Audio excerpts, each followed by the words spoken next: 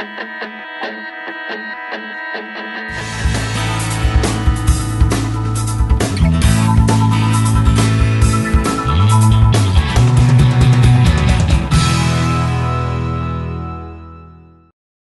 I'm Fred Dowdy. I'm at Reflection Studio in Olympia, Washington.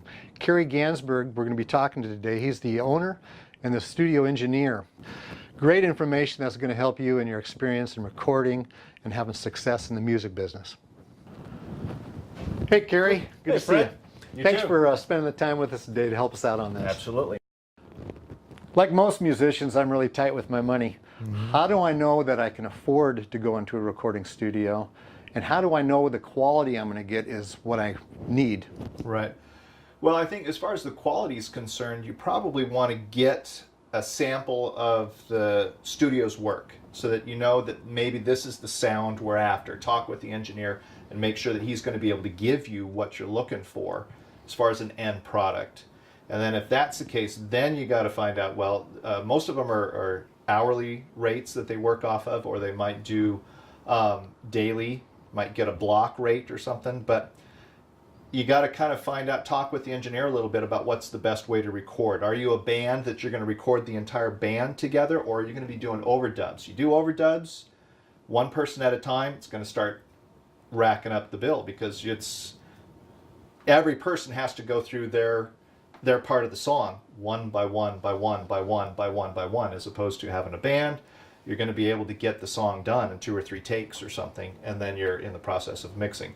But typically it's a matter of the budget versus results. You try and save a little bit of money, you're probably not going to get as good a results. You do a whole band, you might have some bleed through that you might have to be addressing. Don't have quite the isolation that you would get if you did overdubs individual instruments. So it's just a matter of talking to the engineer about, we've got this kind of a budget. What can we get with this budget? If I got so many dollars, well, okay, you might want to do the whole band, or hey, we've got some more flexibility. Or maybe you do some of the band and then you overdub vocals or something. So there's all kinds of different processes in that whole spectrum of budget layers with this kind of thing in order to get the results that you're after. So, but I would definitely say listen to some of the work that the guy has done or the studio's done to make sure that, hey, those are the drum sounds that we're looking for, or that's the lead vocals. You know, we really want that to be good quality. So you check with their equipment that they've got, make sure that they've got good quality equipment and good quality sound that from the sample that you're going to get from them, and then just talk with the engineer. I've learned in the past that after I've recorded something, I listen to the playback, and I've noticed even subtle changes in my timing. What is the best way to correct that? Well, I don't know if it's a cure. It's a fix, and that is to record with the click track. And so there's a couple of things about that. I've had guys come in that swear that they are the human click track, and they start playing with the click track, and they will say that something's wrong with your metronome because it's speeding up and slowing down because he can't follow it. But it's an interesting thing. But with a click track, that's going to basically keep the whole thing pretty steady. But you probably want to do a little bit of practicing with it ahead of time, because if you don't, you're trying to concentrate on your part, and yet you've got this thing pounding in your head that's trying to keep you on task, and that's going to take a little bit of your attention away from your playing a little bit, and you don't want that. You want to be able to just play and just have this thing kind of going without being a nuisance or a hindrance to what you're trying to accomplish with the recording process. But sometimes a click track is not necessary for something. If you're doing a solo guitar song, maybe a ballad with just acoustic guitar or something, then it may not be necessary to do that. But if you're going to do overdubs later on with have someone come in and add a part or something, then a click track's a pretty handy thing to have going in your favor with that, because it helps to keep everything locked in place.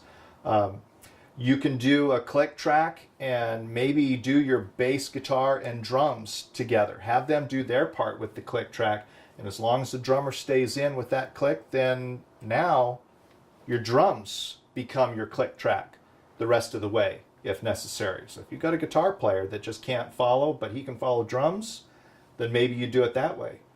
get that click track and the drums and the bass locked in, and now you can drop the click track and the other members can follow now with the band without having that click being that thing that's just bugging you and driving you batty. But you got to be careful with the click track too, because that click track, when the band stops at the end of a song and you got that click going in everybody's headphones super solid, because that's the only way they can follow it. Now all of a sudden the music's dying out, but you've got this click that can be picked up in the microphones in any of these quiet passages in your music. So it has a little bit of give and take. It could have some advantages and it could have a few disadvantages that you'll find out. But it's if you got a band and you're doing anything top 40 or commercially viable type of stuff, then you probably want that click going. You want that steady tempo holding everybody together. So it sounds like it makes sense to rehearse with the metronome or a click track at home with your music. And it seems like it would also save time, because you'll know the click time when you go in the studio. You'll be used to the click. Right. If you can, it would be great to know the time, because you can just tell the engineer, hey, this is at 1:16 that we're dealing with, so he can plug it into his DAW and have it locked in. You definitely want to make sure that you can follow that click ahead of time. You do not want to go into the studio to be practicing working with a metronome, because you're paying money for that to take place. So you want to make sure that you can do that ahead of time. Set a metronome, follow along with it, and make sure that it's not going to be a problem, because you do not want to experiment with that in the studio for the first time. So I find that over the years that really, if you want to work, you got to have a good demo. So what would you say is a good demo? Shorter the better, for the most part. You probably want 3, 4, 5 songs, a variety of songs. You want to give them as much as you can in as little a package as you can. So nobody's got the patience these days to listen to full songs. You don't need that.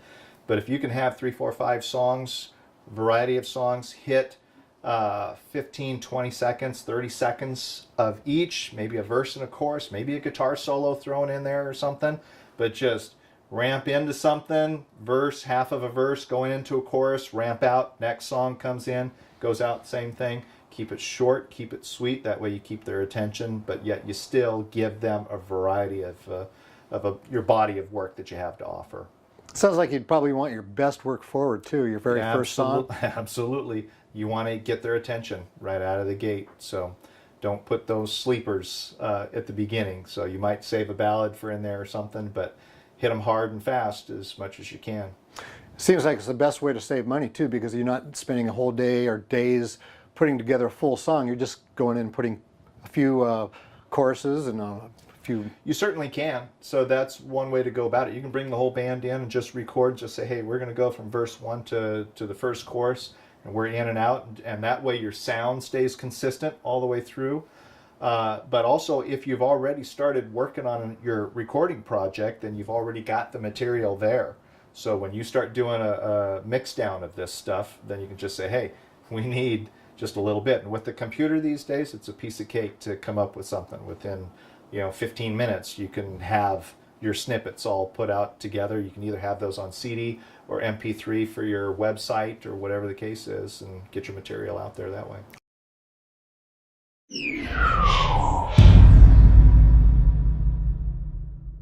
Right now I'm here with Jason Succo from South Sound Sound Recording. Jason is an internationally acclaimed songwriter and music producer. So we're going to pick Jason's brain a bit, find out what benefits there are to going to a recording studio rather than what I tried and didn't work, but I failed at. And I'll tell you what I did, Jason, and I don't know if you know about this, but over the years I've been to a lot of studios. I've watched guys like you work. I think, hey, I can do that. Yeah. I know a little bit about computers. I could probably do that. So I went out and paid for a lot of money for a big computer that should be able to gobble up this information. Yeah. I spent some money on pretty expensive software after doing some research, reviewing things and saying, yeah, this might be the one for me. Anyway, I put that all together and I gave it a shot and I miserably failed. I found out, for me at least, that doing anything with software, there's a big learning curve in all of it. Right. I personally don't have that kind of time. I want to be creating, spending my time creating, writing, and doing whatever, other than trying to figure out how to make this button push this thing and all these things like that. So it has saved me a lot of time and money that I pretty much wasted. So I'm back going to people like you, Yeah. which I should have stayed. Yeah. So what could you tell folks it'd be the benefit actually of going to a studio like yours, or maybe trying it on themselves? Maybe they have more success than I did. Well, that's a good question. And I've heard a lot of demos, and your demo wasn't as bad as some of them I've heard, so you did pretty well for the first time. But it's true that it takes a lot of learning, a lot of practice. I know that when I first started, you don't know what you don't know, and you gain a lot through experience. And with today's technology, being able to learn a lot online or read or with podcasts or videos, you can learn a lot, but there's no substitute for experience, I think. And you know, I've been recording since the mid '90s, pretty heavily, and recording other people's music, not just my own. And that's part of the key, I think, to doing good recording, is being exposed to a lot of different types of music: blues, jazz, rock, hip hop. I've learned a lot of things recording the different genres, for instance. I have a lot of people that will come in and are in the same boat as you, have spent a bunch of money on some recording gear, don't know how to use it. Some people are technophobes, but a lot of times they're not. They're plenty smart enough to use the computer systems, but there's some nuances that you don't understand when you're recording and engineering things that take a lot of experience to really understand. I think one of the hardest things to do when you first get a system, aside from just learning how to route stuff inside the computer and get sound out of your speakers and all of that, is to be able to put that aside and to be able to capture the performance better. And I think that's difficult to do, and I think being able to be a musician and an engineer simultaneously is two completely different hats, like, you know, patting your head and rubbing your tummy at the same time, which I can't do, obviously. But it takes a lot of practice. It's very difficult. I know when I've recorded my own stuff as a musician, even though I know the engineering side of it and I can do some of the musician side of it, doing it at the same time is quite a challenge, because you're constantly watching the monitors. Like I have my control room here in my studio with my live space here separately, and monitoring that, trying to get in the groove at the same time is very difficult. Yeah. So I think one of the things too I've appreciated watching you is you know your gear, and you've obviously done a lot of studying and experience doing it. But having a fast studio engineer is so important to me, because time's clicking by. yeah, And that is a big, for me, that was an important reason that, one of the reasons I came to you. The other thing was I like your style. You've got a comfortable place. It feels comfortable. I wasn't under any stress. The musicians I brought in all said the same thing. Yeah. He's a great guy to work with, and it was very comfortable. And I think working with you, getting to know you and know what's going on in your head, and you knew what was going on in my head, it was very collaborating. And at times I would leave you with music, I'd come back and listen to it, and you'd added some ideas. Yeah. It wasn't like pushing it down my throat, but you gave me some great thoughts. Right. And made my songs much better. Well, that's cool, and I think I try really hard with that. I think it's important when any group comes into my studio that they feel comfortable as possible with me as quick as possible, because they've never been here before. It's quite a unique experience to be playing in some place you're not typically used to as far as recording, because everything's under the microscope and you can really hear all the little details and finite nuances of everything. But gaining that trust, like you mentioned, is really important to me. My personal bedside manner tends to be a bit laid back, a bit joking, but not too much, because I do like to move quickly. And I think most musicians are the same way. And occasionally you'll run into some musicians that really like to take a lot of time on things, but generally speaking, they don't like to belabor the point on the songs. Usually the first couple takes, you know, are usually some of your best. Right. But once you have that trust of the musician, being able to interject the fifth Beatle type thing, where I can interject my own flavor into some of the songs, perhaps, or because I'm not so tied to the songs as you are. For instance, you're a great musician and songwriter. You know your songs very well. You're pretty open to feedback on things, which is always great. Most musicians are, but they're often too close to their music because they've played it so many times and they've created it. And I can just swoop in and listen to it with fresh ears for the first time, which is really one of the best things that I have going, is the ability to have fresh perspective on the music. So I have no qualms about hacking something out or putting some effect on it that would never come to somebody else's idea, and most of the time that stuff ends up sticking. Right. I think another thing too you might be able to explain to people is coming into the studio the first time is exciting for musicians and composers. What kind of distractions do you have that go on when you're trying to get your work done, or do they have? Any examples of that? Well, there can be many distractions. Most of the time people that come to my studio are pretty focused, although depending upon the genre of music, I tend to have a lot of posse come through, so to speak, Right. with different styles. But most of the time they stick to they minimize the amount of people that come in here. Cell phones can be distractions. Boyfriends or girlfriends sometimes can be distractions. Just not being able to relax sometimes can be a distraction, I think, that will come up in the studio. So coming back to trying to make people feel it as easy as possible in the studio is really important. And one of the reasons I have the pace that I do in the studio as an engineer is to keep things moving and not to let people get too distracted, not to let the guitar player sit on the couch for too long and not be involved in the production. It's one of the reasons why I really like to record multiple musicians simultaneously, so everybody feels like they're a part of the action as much as possible all the time. I think one of the biggest things is staying within the budget reasonably. And I think that's always helpful when I've seen people working, I've seen people in the engineering room, and I know they're interrupting you, and Yeah. it always gets me because I'm thinking we need to move along. Yeah. So I think it's a real important fact to just keep it simple and make it roll quickly. Right.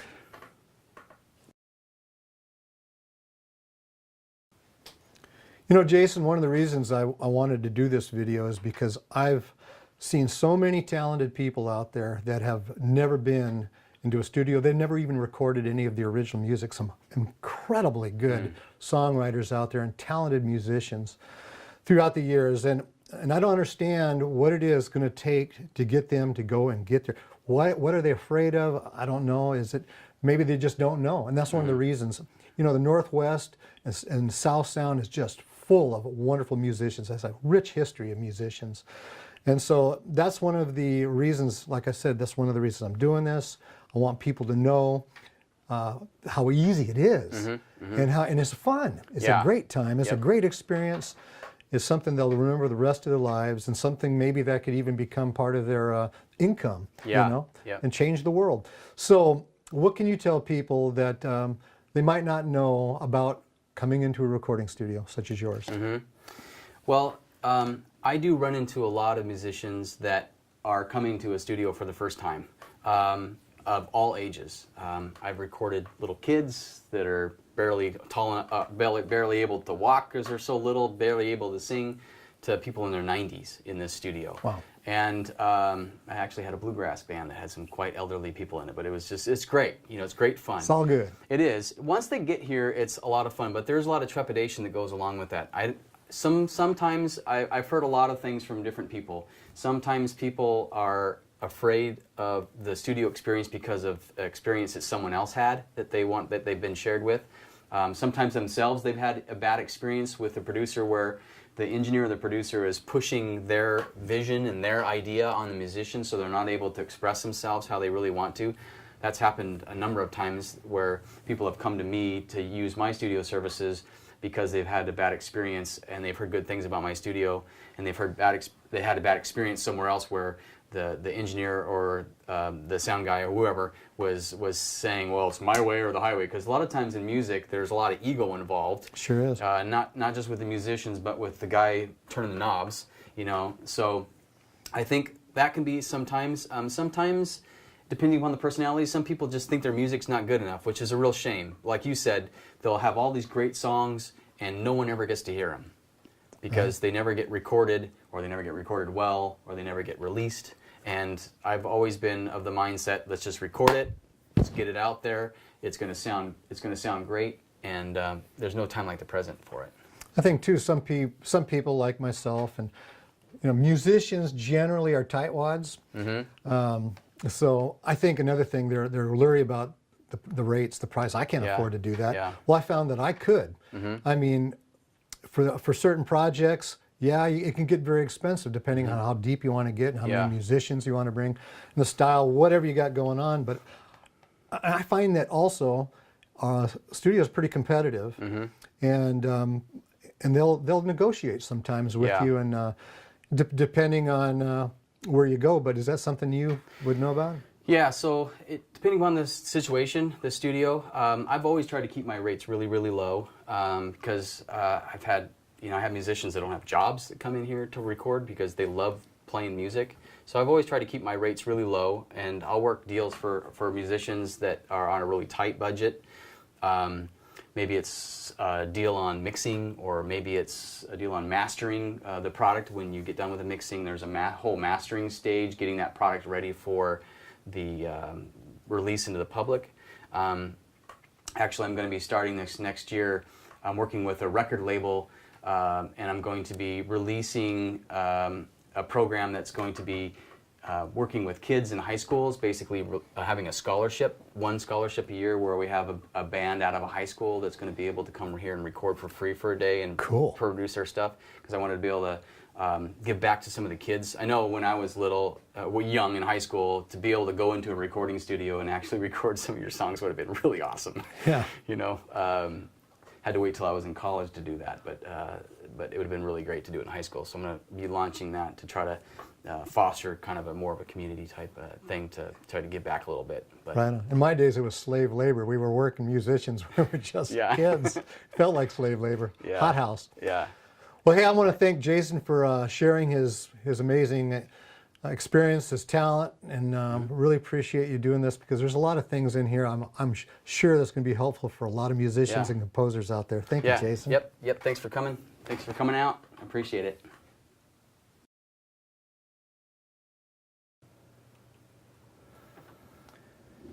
Hey, this is Jason from South Sound Recording Studio. In my control room right now, as you can see. This is where I'm typically sitting when I have musicians in my live space from the earlier conversations. I'd like to kind of share with you guys a little bit about the process, about how I go about recording musicians that have come into my studio. When I first learn a musician or a band or a group, there may be some nuances that I need to take into account. And as we try to learn each other and learn each other's ways, we can work together to get better and better as we go along. But initially, there are some fundamental commonalities between each session that I like to do to make things go as smooth as possible. The first thing that I do is, whenever possible, when I have multiple musicians in my studio, I like to record everybody all at the same time. Some studios isolate everybody, and I found that for the best performance of the musicians who are used to performing together as a group, it comes across on tape, so to speak, when you can get everybody in the same room recording together. It does create a few challenges for the engineer, but I've learned to work around those with no problems at all. As you can see, I have a lot of channels here on my mixing console. This is a Midas mixing console, 32 track, so I can record plenty of channels. It's not a shortage of the ability to record anybody, no matter how big the group. When the musicians come in for the first time into my studio, we typically set up in the live room. I find a space for the drums and the guitar and the bass and keyboards, whoever's going to be in the band at the time. We typically will set up. Doesn't take very long, maybe a couple hours, to set everything up, set all the microphones up. I usually employ one of the musicians for a short period of time to help route the cabling in the control room to get a nice clean batch of cables to the drums, for instance. Once everything's set up with the mics, we move on to the tracking portion where we get levels on things. Many times when I'm setting up the musicians for the first time in that first day, I'm so used to my room and my equipment and my microphones that I don't need to do the traditional sound check that you might experience in other places, or even a live venue where the sound guy might ask the drummer to give him kick drum and then snare drum and so forth. I found a lot of times I'll just have the group just start playing, and I will make the adjustments on the fly. Only within a few songs we've pretty much got a great sound dialed in. So after a few takes with the musicians in the live room, I can isolate myself with the sound deadening. I got quadruple pane glass, heavy door, and I can have a loud rock band, punk band, metal band, whatever you want, as loud as they want to be in there, and I can still hear what I'm doing just on the other side of this glass, which is really great. Every musician needs to be able to hear themselves, and I hear it a lot, that they need to be able to hear what they're doing. And when I have headphones in the studio, this allows them to really hear what they're playing very well in a closed setting. So everybody would have their own set of headphones. Each of the musicians would also have their own little headphone amplifier system. I use a system called Furman, and I've got these little control boxes that would give the musician the ability to fine-tune their own personal headphone mix to their personal preference without affecting anything that I'm doing here in the control room, which is super handy. So there's no fighting about mixes being too loud for the guitar player, not loud enough for the bass player, etc. So once we start recording, we go through a couple takes of each song. We listen back to the speakers in the live room that they can just listen to and relax and listen to the take to find out if they like the song take or not. And generally speaking, band members and so forth, they'll get a feel for what they really like. After we have a good take, we move on to the next one. I create templates in my computer system here so that when I open up a new song, I can instantly create a template for that session so that there's no waiting around for the musician while I'm trying to do my thing on this end to set up microphone inputs and routing and all that sort of thing. I can even accomplish some of the pre-mix by having some effects that I typically go to already in there, so when it comes to the mixing phase I can save time and money for the musician as well. So we go to the next song, and then we go to the next song, and we kind of rinse and repeat as we go through that whole process. It goes pretty quickly. Depending upon the musician, we can record 2 songs in a day, or we can record 10 songs in a day. It really depends upon how well the musicians are rehearsed, how many takes of the song that they want to do. And once the basic tracks are recorded, we will move on to overdubs of guitars, for instance, or keyboard, and then vocals. I typically never cut live vocals at the same time as a band because I don't find it very helpful for a singer to try to sing multiple times over and over again to that song because they're going to lose their voice. Occasionally I'll set them in this space here with their own set of headphones to do that if we're on a really tight budget and we need to record those vocals at the same time as the musicians are playing, but generally speaking we don't do that. It might be a second day that they come in, or an evening later that day, an evening later in the week or later that day to cut vocals. Once the recording is done, it's on to mixing, which can be pretty quick. Turnaround time on a song might be a day, it might be a week, it depends upon the workload in the studio at the time and how soon the musicians need their mixes back. Once the mixes are done, I will send them to the musicians for their approval, and we go back and forth to check out the adjustments that they want to have.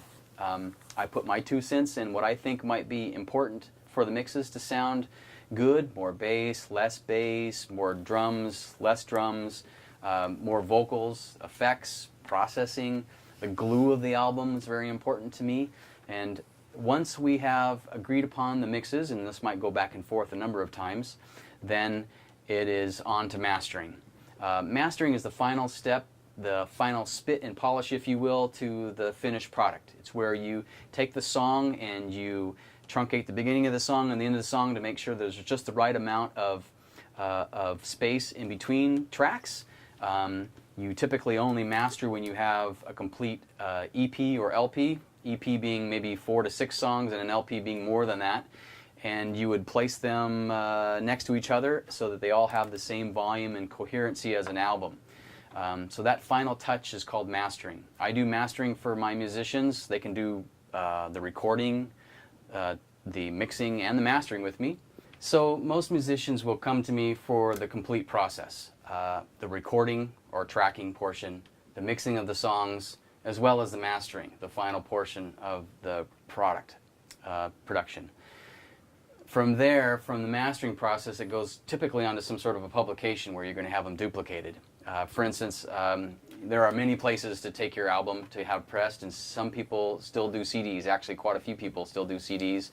There's a lot of ways that you can get your music out there, but CD is one of the best.